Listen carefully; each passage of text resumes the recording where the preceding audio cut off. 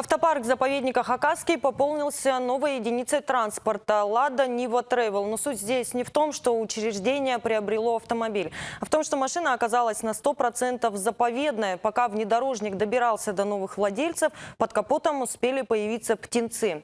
Сюрприз обнаружили сотрудники АвтоВАЗа, когда осматривали выбранную заповедником машину. Это было еще в мае.